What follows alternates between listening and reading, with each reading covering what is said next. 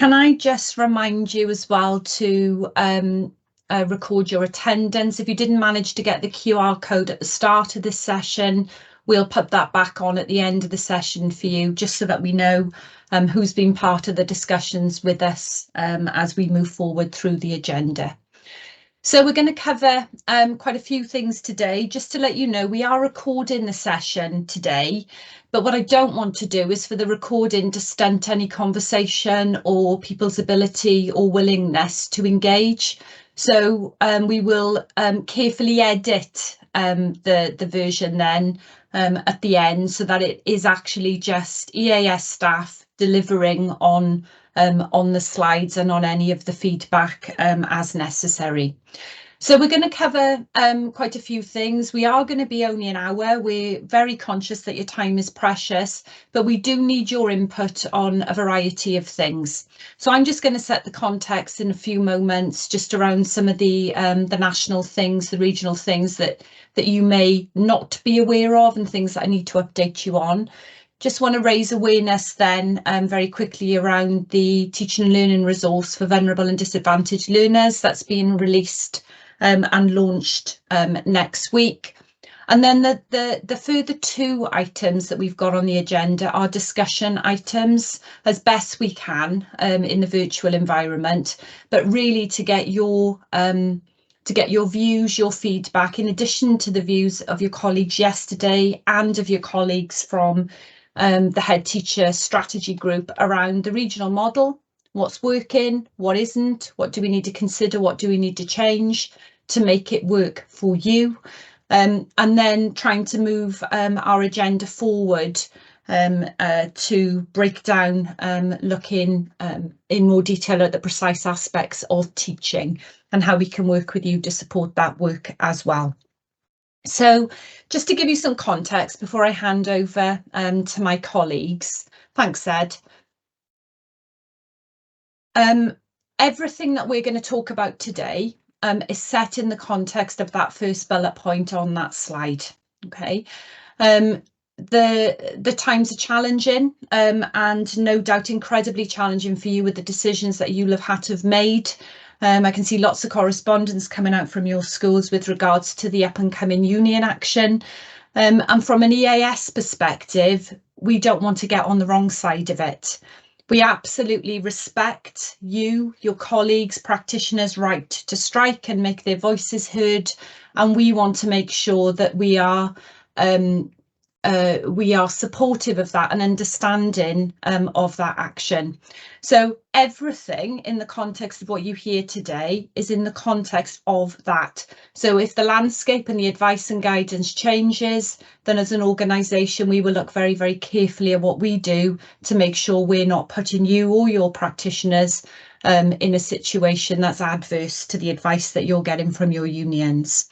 That we're not always going to get it right, but we will do our very best, and that's what we're trying to achieve.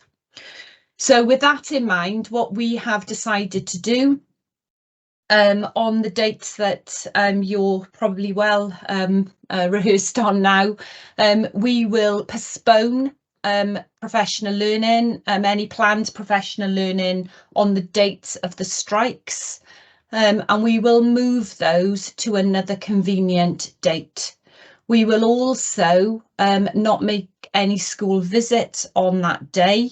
We will make the assumption that if there is a school visit planned, that we will have a conversation with you, but there's no expectation that we would be visiting your school. We're trying to make it as easy as possible and not become another problem in the system for you to have to manage.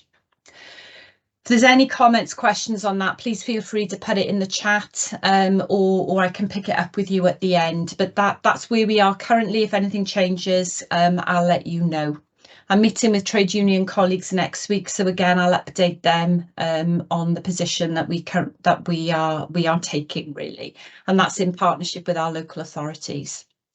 The next thing is just to give you a heads up really on where we are as an organisation in setting our budgets. Like our local authority partners, they're very challenging times financially, and it's absolutely no different for us. So we are facing quite possibly significant budget reductions into the organisation, and that's something that we're going to need to continue to have discussions with local authorities about, and we're doing that in a very constructive way, recognising that as an EAS we're no different to anyone else in the system, and there are things that we're going to have to manage possibly differently going forward, possibly not.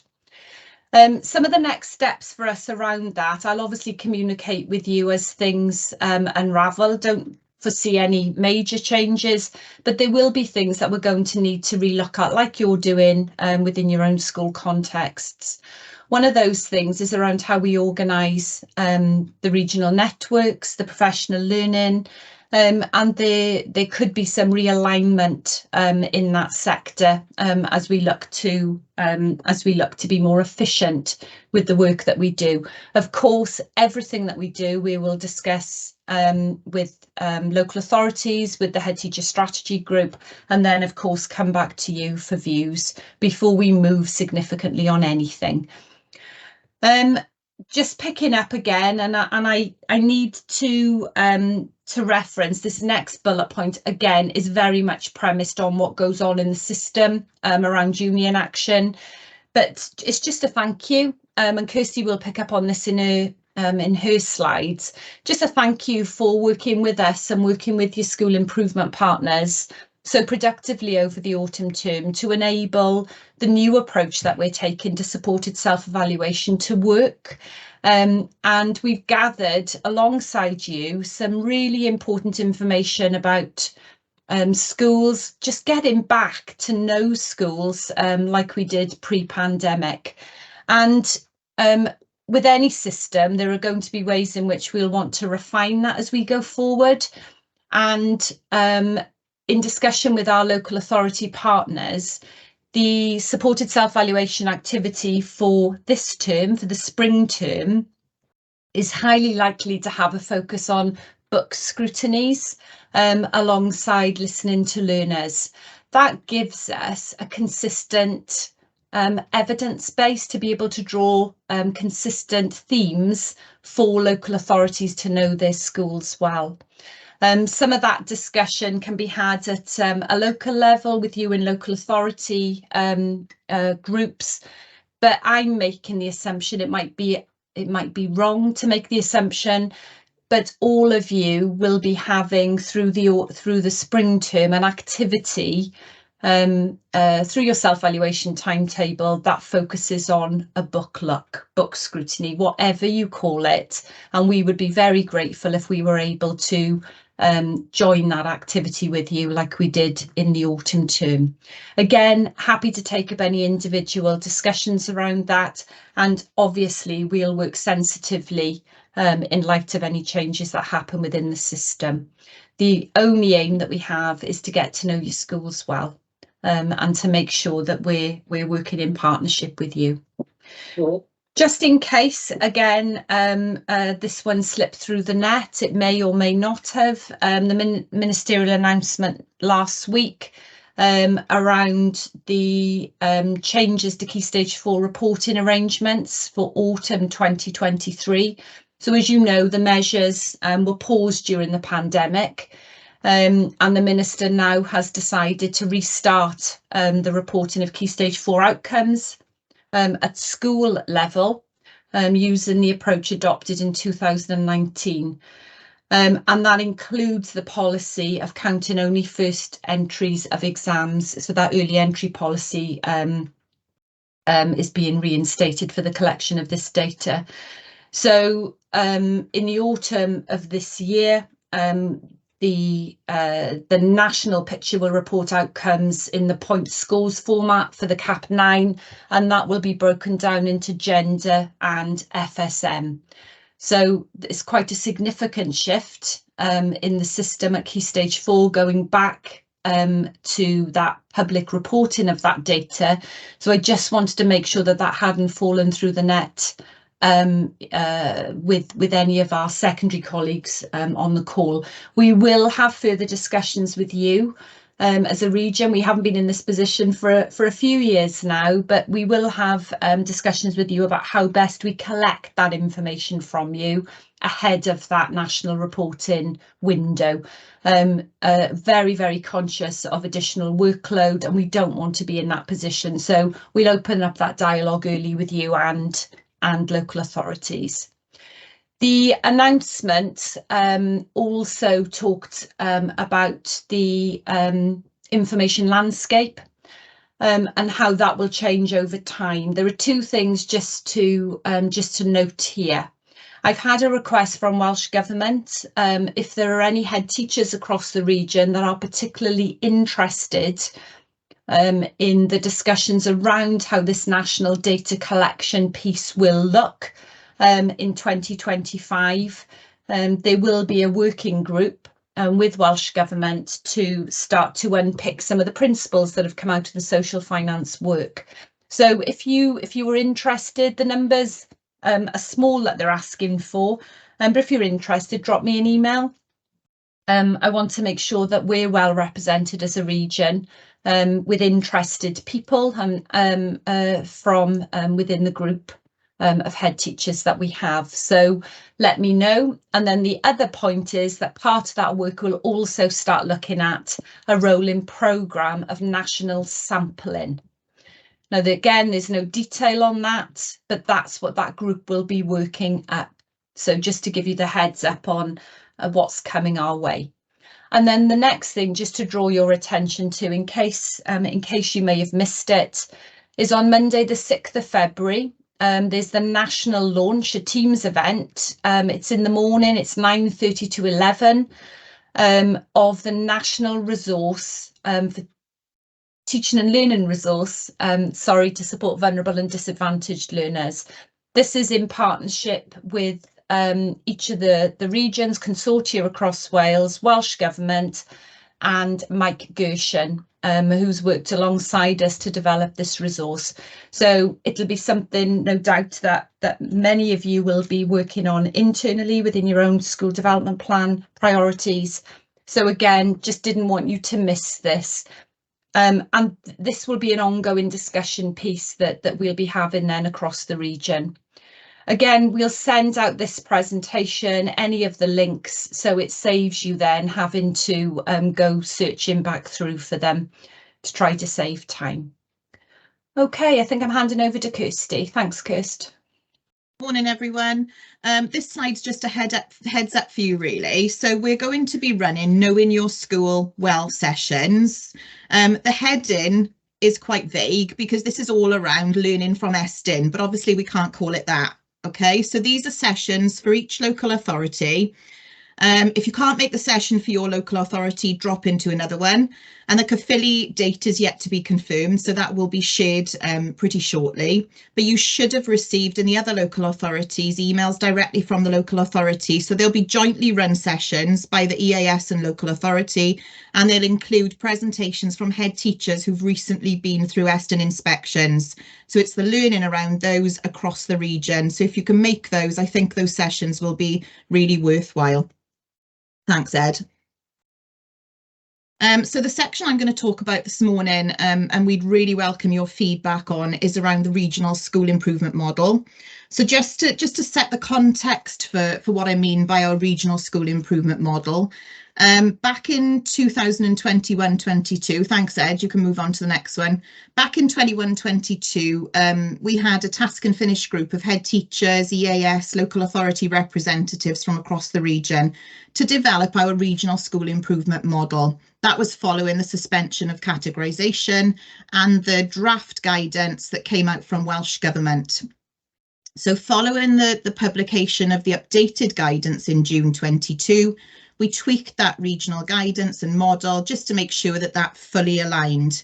And you'll all know that part of that regional model was around a professional discussion that takes place with head teachers, with your chair of governors, with local authority and EAS around what the school's priorities are moving forward and how we can all best support you in those, but also an opportunity to identify and share effective practice across the region. So in terms of the support, thanks Ed, that the school receives, back in the autumn term, we provided you with an overview of school improvement partner activity as part of a poster. And you'll know that the SIP activity is a really important aspect of us enabling us to know all our schools and settings well, and also to make sure that you are accessing the support you need. You'll know that the model in our region is around using serving current head teachers to do that role. And back in the autumn term then, this poster outlined the SIP activity for the year. Deb talked around the supported self-evaluation activity, and that included undertaking termly supported self-evaluation activity with you, not additional and different, but in line with your current monitoring calendar. And as Deb said, a big thank you from us for engaging in that work. All of that activity helps us as combined activity to really know our schools well and have a forensic overview of the schools and settings across our region. All that information sits in Hub, and you'll know this year within Hub there are individual school folders for your school development plan, for your supported activity, for any additional information that you wanted to include, and that becomes our one-stop shop, as does the NOAA for making sure that's the overview of all the SIP activity that we have. So recently we talked to the head teacher strategy group around what was working well and what needed to be changed or refined, and I've stolen one group's idea this morning on the next slide, and I can see Nikki on the slide, so don't laugh when you see this slide. This is around the keep, ditch and modify. So we had a really useful conversation with a head teacher strategy group at things that were working, things that we needed to ditch and things that we needed to change and look at. So I'm going to just pick a few examples this morning just to get you thinking. So in terms of the SIP model, there was really positive feedback around using current serving head teachers. There was the discussion around credibility, professional dialogue. We talked about the principal school improvement partners being important, being visible and useful at local authority meetings. And we talked around challenging conversations and whether or not SIPs as current serving head teachers were able to have those challenging conversations. So you'll see that in the keep column, but also the modify column, because I think the group were undecided really. They felt that head teachers as peers could have difficult conversations because you have them in your school every week, every day sometimes. But that was an interesting conversation. In terms of ditching, we had a good conversation with the special school representatives who were at that meeting. There's a need to refine that model. Currently, we don't have specialists sitting within that SIP team. And those head teachers really felt that they benefit from that peer-to-peer model and working with specialists. In terms of the model around modification, we talked around maybe a hybrid model where we had some centrally employed SIPs as well. Maybe employed in those schools that needed high levels of support. We talked about quality assurance of SIPs needed to strengthen and an openness around sharing the criteria for becoming a SIP and what that SIP role involves. We talked about maybe reallocation of SIPs. When SIPs work in different local authorities, would you benefit maybe from a cluster SIP or limit that number of SIPs within the cluster? The need to introduce a formal handover process if we do have changes, and I know that some of you have had significant changes, so some of us talked about the need to reduce that where possible, but also the formal handover process, and thinking about the coaching and mentoring role. We also then talked about the regional model itself. We talked about the activity overview being useful, the professional discussions as being supportive, the supported self-evaluation, supporting that improve culture, not prove, so working alongside schools. But on the flip side of that, we talked about, is the supported self-evaluation giving us all the information we need? So in some schools, for example, a book scrutiny activity could be through a limited sample of books, or a learning walk could just be in one area. So does that give us the information we need? We talked regionally around developing that peer working model, maybe more. We had that in the previous categorisation model. And then the pre-inspection commentary was linked to the supported self-evaluation. If we're going to write that accurately, do we know our schools well enough? There was also talk around ditching some of the paperwork, looking at reducing duplication within the NOA, and particularly for those schools who've been formally federated, there was a lot of duplication to look at that and reduce that. So that just gives you a bit of a flavour. What we'd like you to do today is there's a Jamboard for each of your local authorities. Ed has put the links in the chat. We just really welcome your thoughts, opinions, and you can put them in the chat if you want to as well, for each of your local authorities. If you can't get into a local authority for some reason, just try another one. But I'm going to give you about 5-10 minutes, just have a think about that, because we would really welcome wider views. Thank you. Okay, thank you. There's some great comments there. I'll leave that link active, but I think just looking quickly at some of the feedback.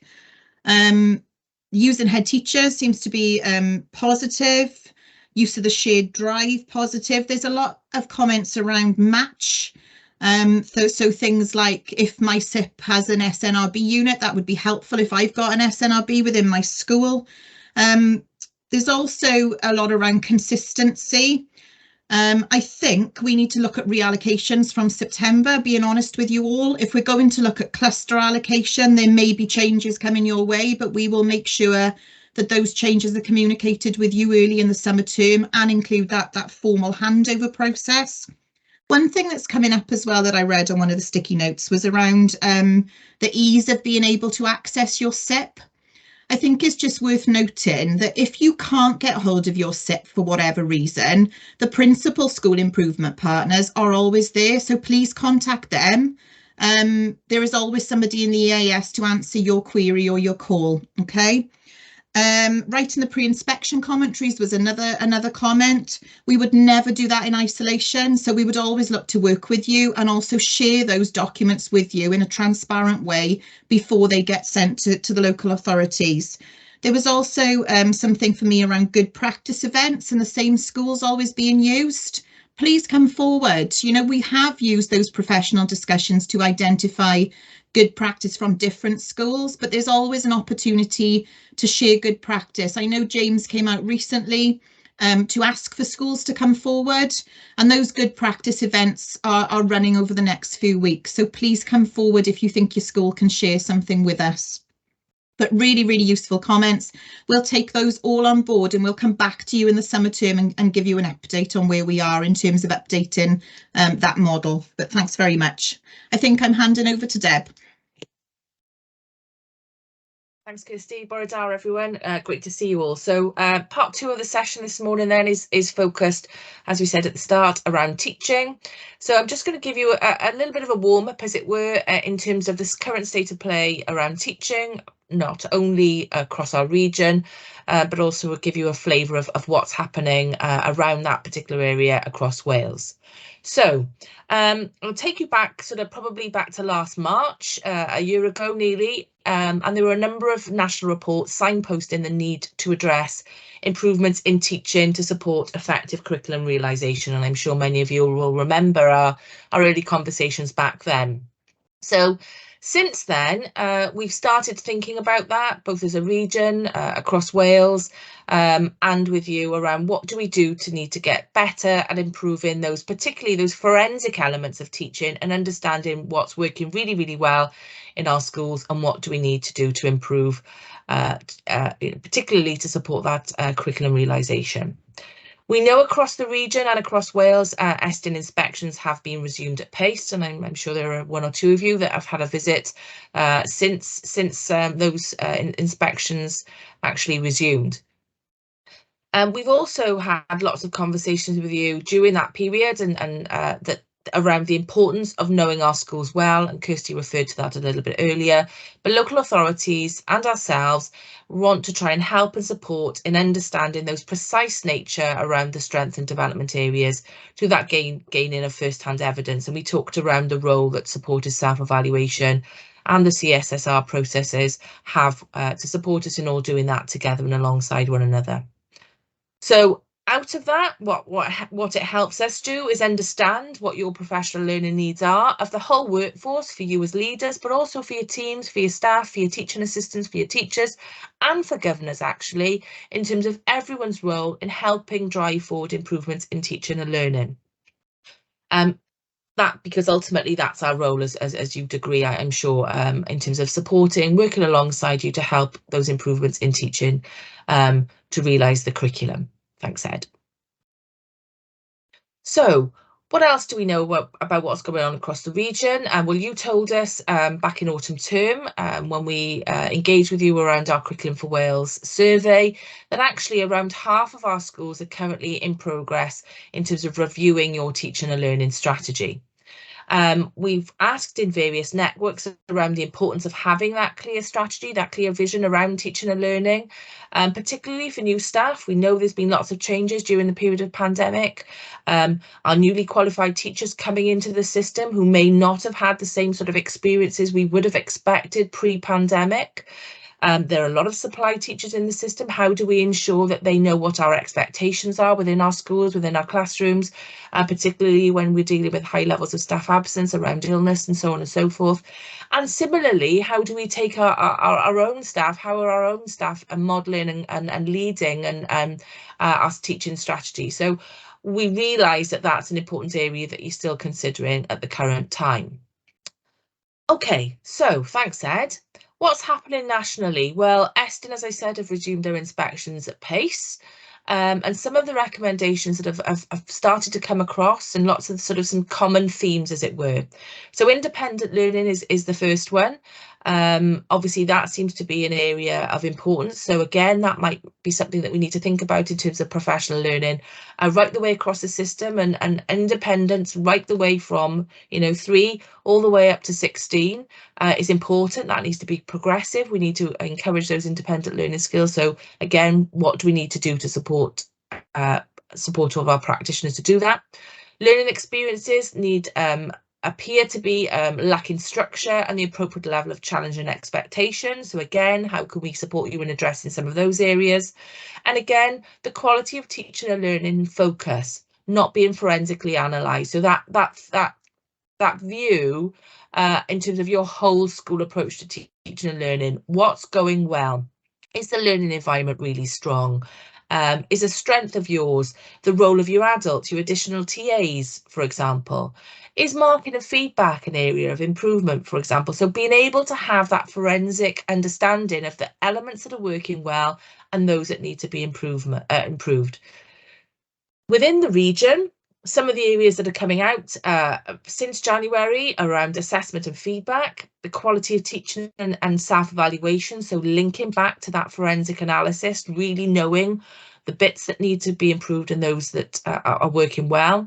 Independent learning, again, we're seeing that regionally, and various recommendations relating to subjects and skills, so writing, numeracy and ICT.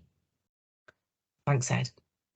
So what have we done to try and start addressing some of those things? Well, and thanks to those of you who helped us do this, we went out to a number of our professional learning schools, put a call out for anyone to help us reevaluate the professional learning offer around teaching. We tried to summarise that in a poster and then also develop a bit of an interactive tool to be able to navigate your way through the offer. And I've just popped that in the chat.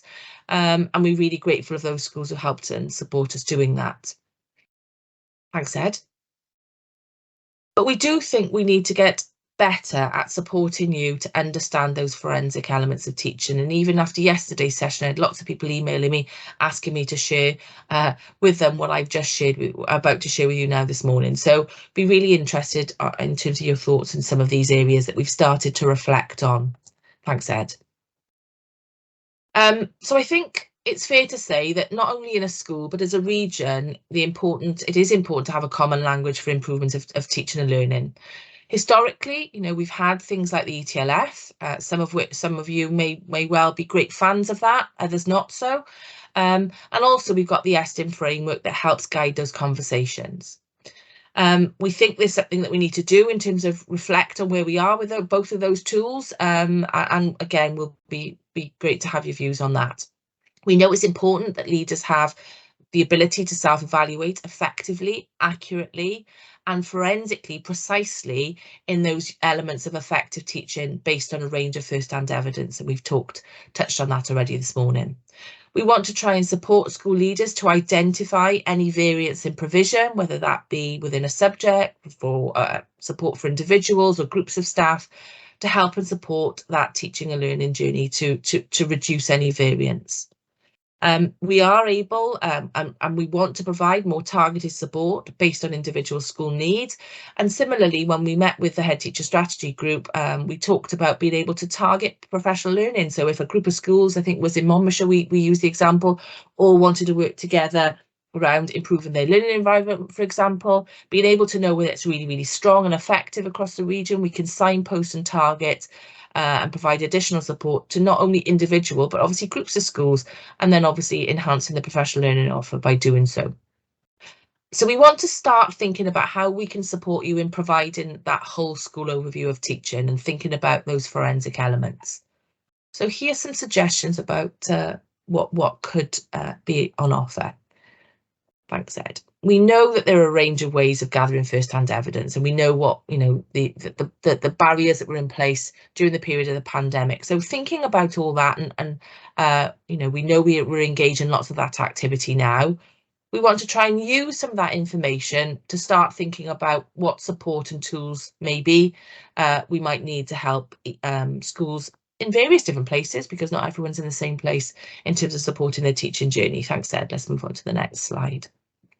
Okay, so some of the things we've done, some of the early thinking to develop and support. We've started to think about how can we evaluate the quality of teaching.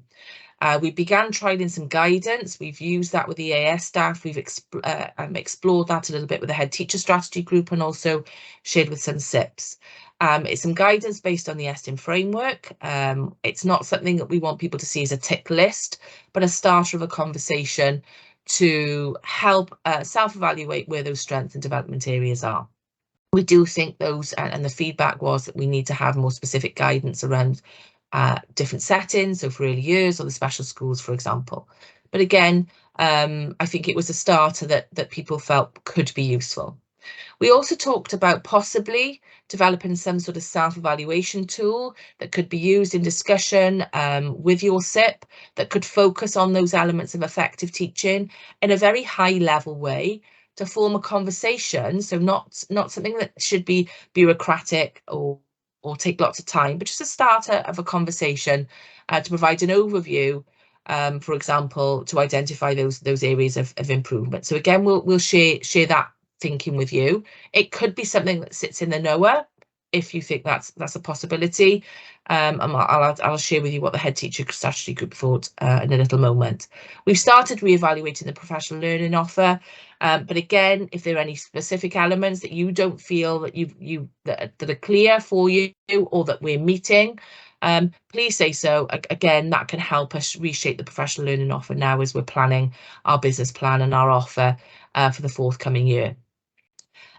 Professional learning offer to support teachers in classroom was something that was identified as a need, and on the link that I popped in the chat, we are running now a pilot of pedagogy in practice. We've got a number of schools that are hosting that, bringing back live practice, supporting teachers in understanding the importance of all of the forensic elements of teaching, and grateful of those schools who've stepped forward to start offering to lead those sessions. So again, it would be interesting to see how that goes and whether more of you would like to engage with that. And also, we felt it was important that we needed to revisit our regional approaches to self-evaluation and improvement planning, particularly in the areas of teaching assessment, to help and support you all in developing that also. Okay, so on the screen, there's just an example of some of the draft guidance that we've shared with a few of you across the system. So again, would something like that be helpful? Again, not to be seen as a tick list or a limiter to that, or limiting the innovation, but actually that's what ESTIN are judging us all on currently in terms of the quality of teaching. So we've got some guidance there we could continue to develop if you thought that would be useful. And then on the next slide, thanks, Ed. This was like a sort of a proof of concept, I suppose, just a concept of an overview, very, very high level, that could be part of a self-evaluation tool if you thought it was useful, maybe in your NOA, not that would be bureaucratic, but just something, as I said, to start having a conversation about with yourself and your peer SIP. So what did our head teacher strategy group, and it's great to see some of them on the call this morning, say on the next slide, thanks Ed. We went with a keep, ditch, modify because we did like that, as Kirsty said. So I think what they said was they liked the idea of an overview as a prompt for a conversation with having those forensic elements on. They welcomed something that was simple and understandable and clear, not only just to you as leaders, but to class teachers. And obviously that would have to be seen in the context of it was sort of proxies, they were indicators of good and effective learning, and it was just a starter and an emphasis on the quality of what you see within your schools, you know, not as a one-off thing that sort of had all the information on, as it were. We didn't really have any sort of ditch comments, but there were lots of modifications. So if we were going to progress with this sort of idea, you know, making sure that there were links to the NEIR, it's not meant to replace anything within there. There were lots of useful tools to be able to self-evaluate forensic elements, but it was just, you know, something that would give you an overview. Secondary leaders talked about actually there are expectations in the system around skills development, and it would be important that we try and see that and share that for everyone. People were asking for definitions around independent skills and what should that look like and how can that be progressive. So that was something else that was mentioned. Questioning, a professional learning around is that developed enough? I mentioned earlier around sort of special schools, wanting something that's more specific to them. And anything that we developed, I think it was really important that leaders sort of said that, you know, we're not trying to stifle innovation. It's not a compliance tick list. It's not seen as a formulaic overview. So yeah, so it was just the start of a conversation. So, you know, I think that the examples are there in terms of some of the feedback. We'd really be keen now on hearing what you have to say. So those Jamboards are there, ready for you. Same link. So I think we need you to move to Jamboard number 2. I think Ed will be giving us a live demo now in a moment. And just tell us anything that you want. Tell us about some of those proposals. You think they're a good idea or not?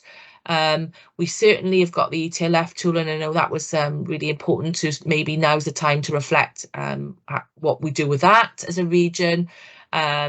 If any of you want to join me in a small group to help us sort of drive this forward across the region, we've got a group that worked on the professional learning offer that we will go back to. But if you, as any of head teachers, are really, you know, passionate about teaching, which I'm sure you all are, but have got the time and want to join us, we'd be really grateful of you coming along and sharing some of your views, looking at maybe a new version of an ETLF if that's what we want, and so on and so forth. So please, anything at all, anything you want to say, pop it on the Jamboard, and it would be really helpful and well received. So diolch yn fawr.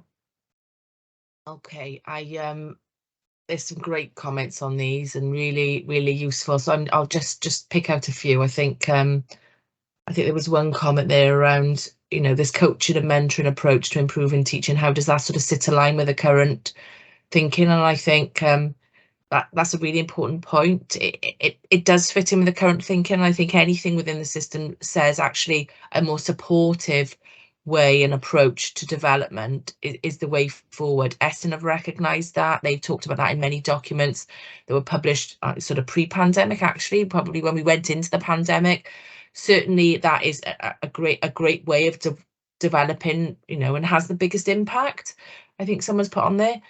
And I think I know lots of schools across the region have sort of engaged in things like walkthroughs, just one example. And that gives you the how. How can we develop improved questioning, which was slightly different from perhaps what the ETLF was doing. So I think there are lots of positive things that are happening around teaching and learning, and it's rightly so that you decide what's best for your school, for your needs. That might not be right for you, might be right for another school.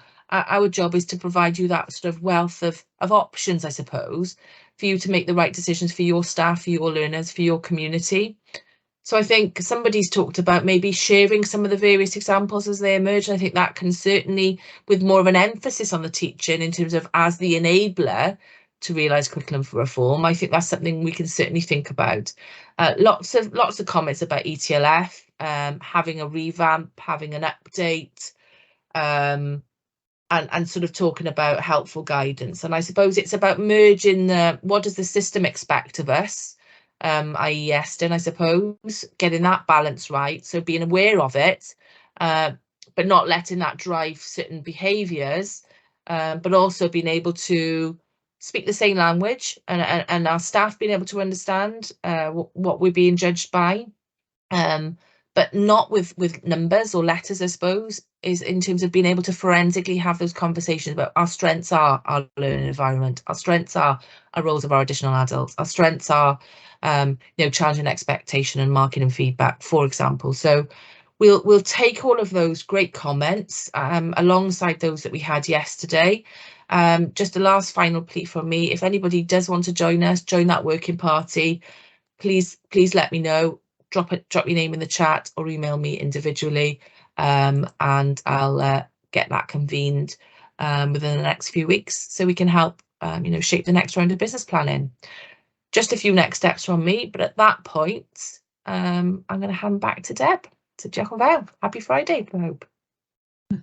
That's great. Thank you, Deb. Thank you, Kirsty, and thanks to all of you for your comments and your contributions. We couldn't do what we do without you. You help us to shape it. You're there working, doing this job, and we want to make sure that whatever we do is in line with what's needed. It's not always going to be perfect, but we can keep looking at it and trying to refine and improve.